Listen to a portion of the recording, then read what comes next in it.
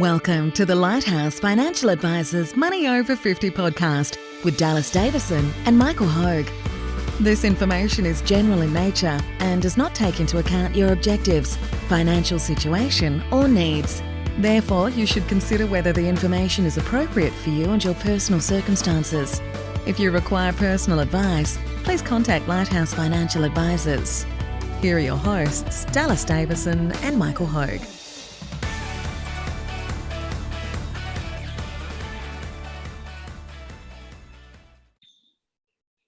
Welcome to Money Over 50. Today's topic is volatility isn't a sign that you did something wrong. So, Dallas, it's a first for the Money Over 50 podcast. We're actually working from home because of social distancing. By the way, how long is it going to be before someone names their racehorse social distancing? I think they've got to wait for a good 5-6 years. I heard of a greyhound that was named actually just this week. That was about to run its first race, and it was named after Corona beers. And the authorities put a block on it and said, "No, that's a bit much." It's a bit much. They've had to rename the hound. Something else. So I think it's going to be a while before someone feels like they can call their racehorse social distancing. Yeah. But anyway, back to serious matters. So we are recording remotely today. So if the quality does sound a little bit differently, that's the reason why. Yeah. Like I said, today's we're going to talk about volatility today. Of course, it's a current topic. So volatility isn't a sign that you did something wrong. So Dallas, tell us about your key point here. So this was based on something that I read a post a while ago by a really good finance writer called Morgan Housel. And the name of the blog post that he wrote was "Volatility isn't a fine, it's a fee." And the point he was making, and I thought it was really interesting because it's not how human nature normally works, is that when we see our super balance rise and fall, go up and down, when it's very volatile, we instinctively feel that there's something wrong there. And not only do we feel that there's something wrong, we feel that we've done the wrong thing by putting ourselves in that situation. So, and what I mean is, at the moment, Australian international price of Australian international companies has dropped by sort of somewhere around 30% at the moment.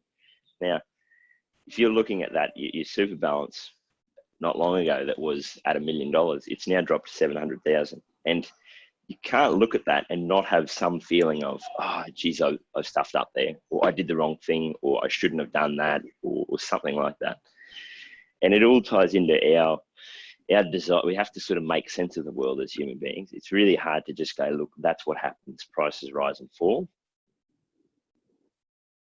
Yeah, look, I first of all, I love. Sorry, did you finish your point? No, go for it.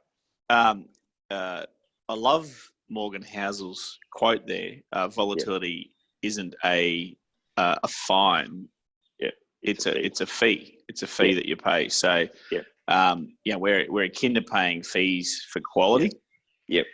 And it's just a different way to look at it.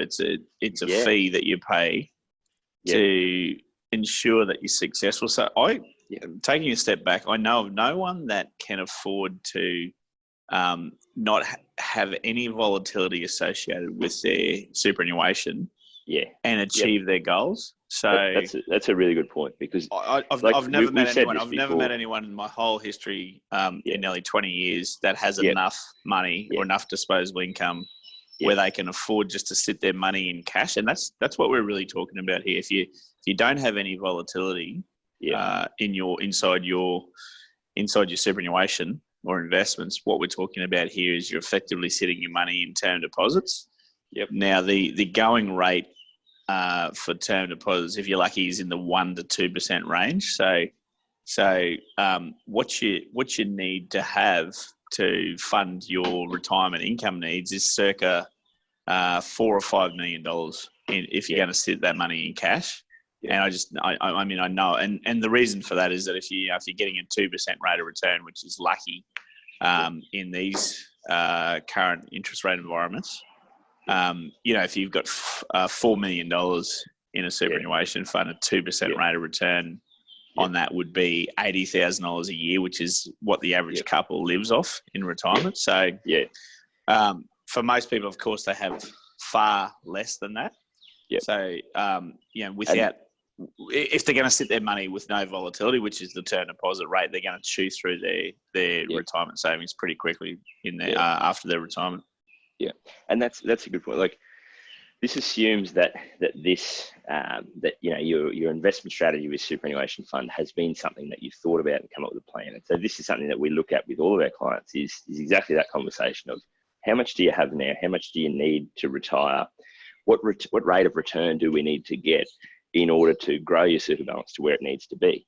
And so, as you said, no one's coming in to see us with $10 million and saying, I want to retire on $50,000 a year. If that's the case, then go for it, put your money in cash, and you don't have to pay the fee of volatility because you just don't need it. You don't need the extra return. But for everyone else, the volatility, the price going up and down, you want to be invested in Australian and international companies to get that long-term return. You have to be. And the only way that you can get that long-term return is to pay the price of having some volatility every now and then. And that's, I guess, when you break it down like that for people, like we do for our clients, is that this isn't a sign that something's wrong. It's not like, well, we thought that your money that in super was just going to grow by a neat 8% every year. We've had this conversation of it's going to grow by somewhere around 8% over the very long term. But built into that is going to be years of positive 20%, negative 30%. These sorts of things. These are all perfectly natural parts of things. And so it's, I guess, just a way to reframe this to go, it's not like there's something wrong with the plan or there's something wrong with the investment strategy or anything like that. This is just a part of the cost that you have to pay to get that return. Yeah, and look, we've spoken before about having a plan, and having a plan is the key. And whether that's a really, really simple plan, such as I'm going to, put X amount of money into my superannuation as I approach retirement in the last 10 years of my working life.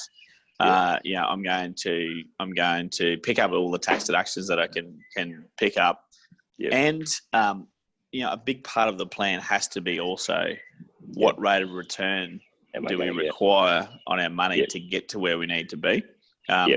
So there's a lot more that goes into a plan, of course, than that. But there are three main components. Now, it does. I mean, it can seem ludicrous without the plan. If you don't have a plan in place, it can seem ludicrous. Why are we in things that go up and down, especially when they're going down? But certainly, it just isn't possible to get to where you need to be for the average person without some volatility. That's a really good way of thinking about it, because obviously, as we said, this is one part of the plan. It would be, if we wanted to get the rate of return without the volatility, it would be like someone coming in to see us and saying, I want to be in this position in 10 years' time, and us saying to them, hey, you need to be putting $30,000 a year into your super accounts, and them saying, no, I don't want to do that. I want to do that for a few years, but then I want to stop doing that, and I don't want to stick to the plan anymore. It doesn't work that way. You have to see it as a regular cost that you're paying. The volatility is the equivalent of the money that you're having to give up every fortnight and put into superannuation, and just go, that's the cost that's what it's going to cost me to get where I need to be, is that I've got to put aside a bit of money every fortnight, and also I have to ride out a fair bit of volatility on the way through, but that just has to be a part of the plan. Yes, and I think it's caught a lot of people by surprise because we haven't had volatility for such a long time. So I'm just looking at. I've been in the industry nearly 20 years. In the first 10 years, from 2001 to 2010, I'm just thinking of all the episodes of volatility that occurred along the way. There was September 11, terrorist attacks, Bali bombing. There was a few other America invading Iraq. There was the global financial crisis. So all of that occurred in the first 10 years of my life, I guess, in financial planning. Since that point in time, if we look at the last decade, so from 2010 to the end of 2019, I can remember really only two very brief periods of time where the market's dropped away for about 15 to 20% on 2 occasions in that 10-year period of time. And certainly, but it didn't hang around. That's the other thing as well. Like, it dropped down really, really quickly. And it didn't actually even make the news that much because there was no external influence such as there is now. So people just have got used to, I think, not experiencing any volatility. We've made a conscious effort in good times to keep reminding our clients all the time my clients over the last 5 years, I feel like they think I'm the boy who cried wolf, because every 6 months I say to them, listen, what you're invested into is volatile asset class. Australian international companies, the prices are going to drop by 30% at some stage of the future. That is going to happen. And I reckon in the last year or two, they've been looking at me going, this guy's a nutcase. He's been saying this for 4 years. It just hasn't happened. Every time we come in, it just goes up and up. That's true. I'm just thinking of the financial advisors that didn't do that. And then it's awfully late to be telling your clients now, hey, what you're invested in is volatile. It's awfully late to be doing that once the price has dropped away by 30%. So, I mean, you have no choice but to keep hammering that point home in good times. And I know exactly what you feel like, because people were shrugging that off as well with me.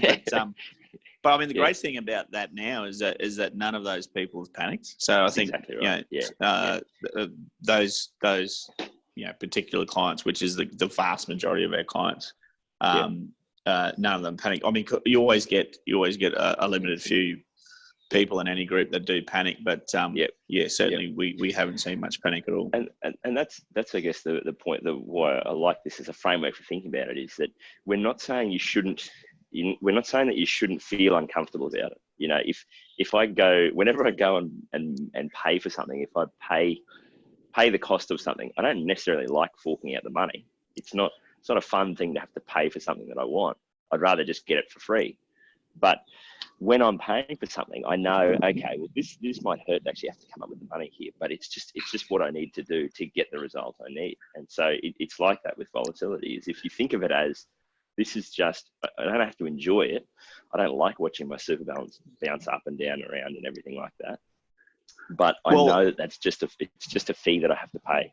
Look, I think that's the way to think about it, because I was just thinking, anytime I've paid for parking in a major capital city, it's been, what I've paid for the day in parking has been equivalent to the fine that you would get anyway. And look at you know what I mean. Like, so you pay the fee and you say, okay, that was a bit steep, but you forget about it. A minute later, you pay the $50 parking fee. And then if you get fined $50, you're thinking about it all day. And you go, what an idiot! Why did I park there? And so it's the same amount of money. It's just that I really like the way that framework is. It's a fee. It's not a fine. So if you take that on board and you think, okay, this is just the fee. The volatility that we're experiencing now is the fee that we've paid to ensure that we are going to meet our retirement objectives, and we have a plan in place, and we're sticking to the plan. And coming out of this, we're going to be in as good a position, if not a better position, than we went into it.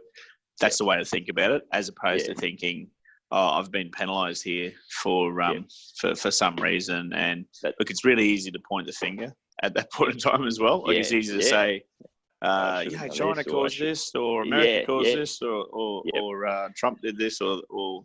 But if you just think this is a naturally occurring thing, it occurs quite a lot. It hasn't occurred that much in the last 10 years, as I pointed out before, and I think that sets people up.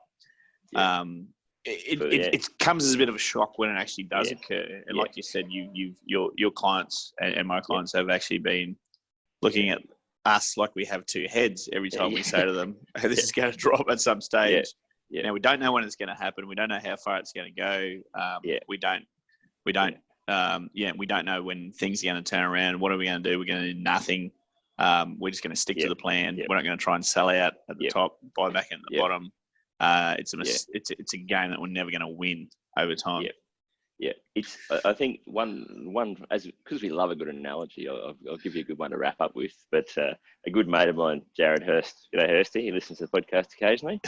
He started when he started boxing. His trainer, one of the first things he did before they did anything else, his trainer said, "Now, what I need you to do is you're going to get punched in the head. That's going to happen. Just accept that. Sit with that discomfort for a second. Okay, now you know you're going to get punched in the head. Let's move on. Let's work out how we're going to avoid the impact of that. How are we going to minimize it? How are we going to try and, but you have to accept that we are going to have, you're having a boxing match, you're going to get punched in the head. And that's kind of our attitude, is that it's not fun. No one enjoys it. No one likes it, but you can't go into a boxing match and go, geez, I hope I don't get punched here. It's just, it's no way to be. It's a good analogy. I'm just trying to think how we say that to our clients as we bring them on. Now, at some stage, you're going to get punched in the face by the market. What we're going to do is teach you how to duck and weave and just to make the glancing blow and work. Yeah, exactly right. But and this is really what a part of this framework of thinking about it is that you go, this is going to happen. Like, your super balance has dropped by 30% in some cases. We know that we can't control that. We've allowed for that in our calculations, and we know that this is just how you have to be invested. All we can change and all we can reframe is your perception on that. It's just changing that from thinking, this has happened, you did something wrong, you're an idiot, you shouldn't have put yourself in that position. It's a completely natural part of things. It's completely understandable that you feel uncomfortable about it, but it is just a cost that you have to bear to get those long-term returns. I think it's a great point to wrap up. Thanks for listening. Cheers. Thank you for listening to the Money Over 50 podcast with Lighthouse Financial Advisors. We look forward to catching up again soon.